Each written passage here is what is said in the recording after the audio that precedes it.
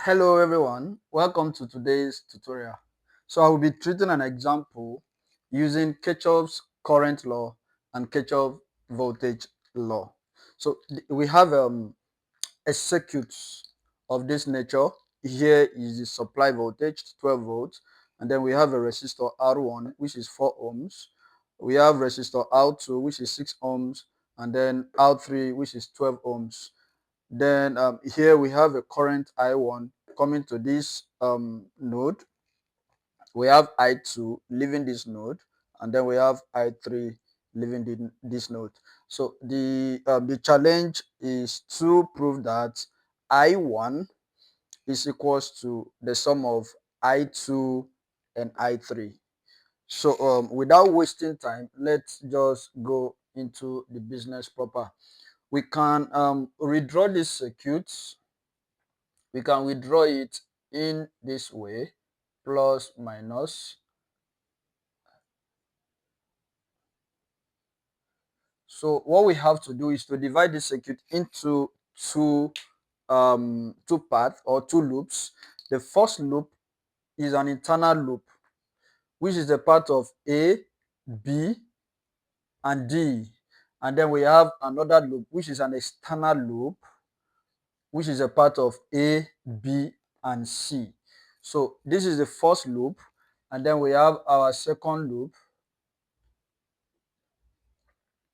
plus minus. So this is 12 volts. This is 4 ohms. 4 ohms. So we take this internal part, which this is R1, this is R3, and this is 12 ohms. So we have a current I1 flowing here, and then we have I3 flowing here. So this is the internal loop. So when we go to the external loop, this is still our 12 volts. We still have 4 ohms, which is our R1, current I1 still flowing in that direction.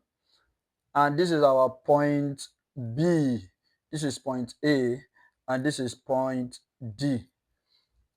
So if we take the external circuits, this becomes our R2, which is 6 ohms, and the current that is flowing here is I2.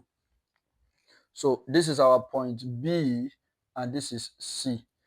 So you can see we are able to redraw this circuit into two. Remember, Kirchhoff's voltage law states that V source must be equals to the sum of V1 plus V2 plus until you have to until you get to Vn. So if we apply it in the first one, so we see that 12 is equals to V1 is the voltage across this, which will give us I1 R1, and this is our V3, so it's going to give us I3 R3.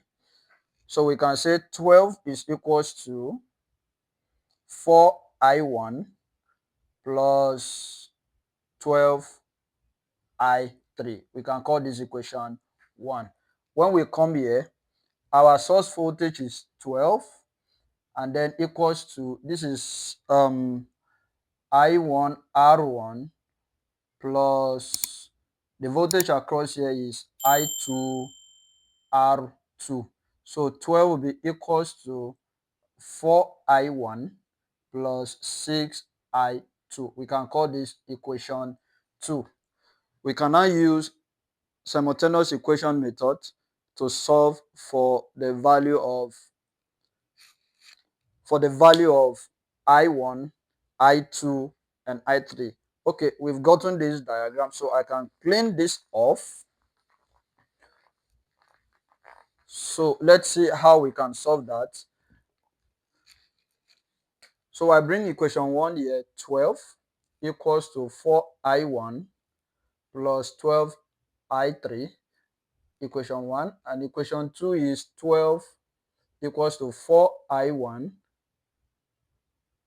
plus 6I2, equation 2. But we are given that I1 equals to I2 plus I3. So this becomes our equation 3. We can put equation 3 into any of this equation. Let's put it into equation 1 and 2. Put equation 3 into 1 and 2. So if we put it into equation 1, we have 12 equals to 4 into I2 plus I3 plus 12I3. So this gives us 12 equals to 4I2 plus 4I3 plus 12I3. So 12 equals to, we have I3 and I3. This gives us 16, 4I2 plus 16I3. We can call this equation 4.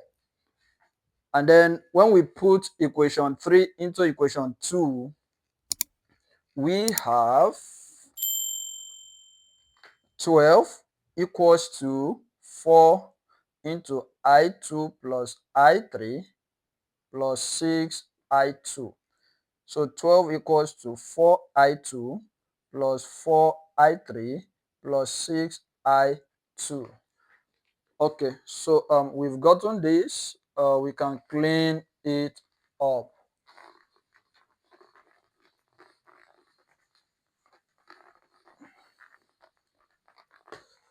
So from here, we see that 12 equals to I2 and I2. So 10I2, sorry, 10I2 plus 4I3. So that becomes our equation 5. Let's arrange equation 4 and equation 5 together. 12 equals to 4I2 plus 16I3. And then 12 equals to 10I2 plus 4I3. This is still our equation 4, and this is still our equation 5. What do we do? If you look at the coefficients of I3 and I3, 16 and 4 are multiple of each other. So what do?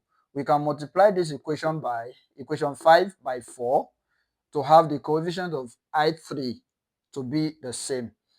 So here we can say multiply equation 4 by 1, multiply equation 4 by 1, and then multiply equation 5 by 4.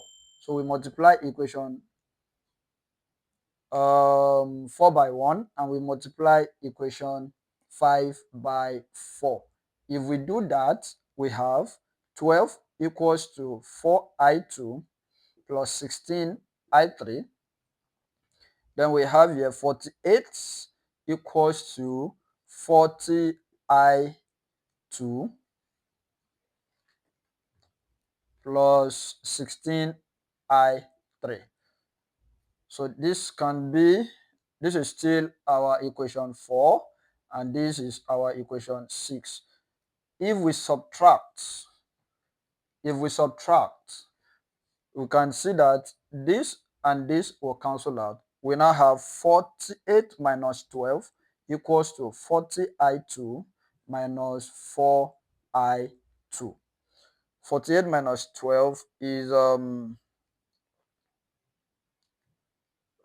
28. 36 rather. So 36 equals to 36I2. From here we know that I2 equals to 1. So we can say that from equation 2,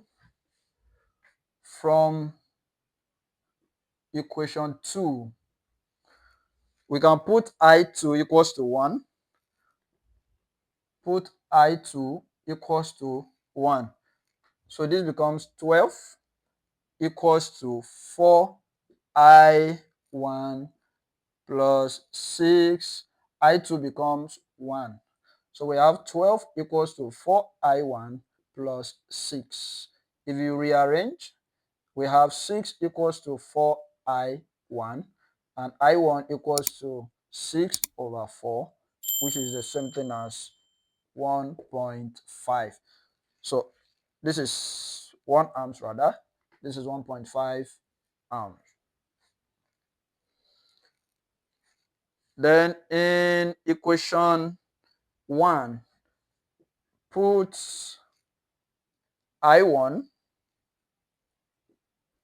equals to 1.5 in equation 1. So for equation 1, we have 12 equals to 4 into 1.5 is the same as 6 over 4. Let's use 6 over 4 plus 12I3. So 12 equals to 6 plus 12I3. If you rearrange, you have 6 equals to 12I3, which we can simply say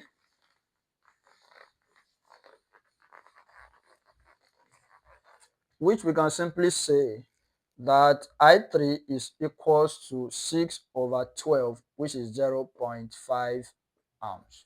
So we can now say that I1 equals to 1.5 amps, I2 equals to 1 amp, and then I3 equals to 0.5 amp.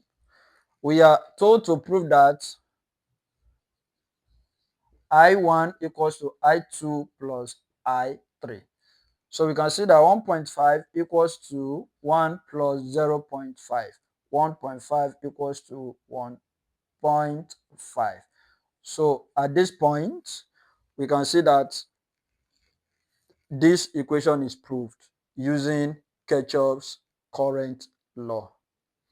If you have any questions, drop it in the comment section. I'll be happy to treat all questions independently. Thank you very much. Don't forget to subscribe and then like all the videos and share with your friends. Bye bye.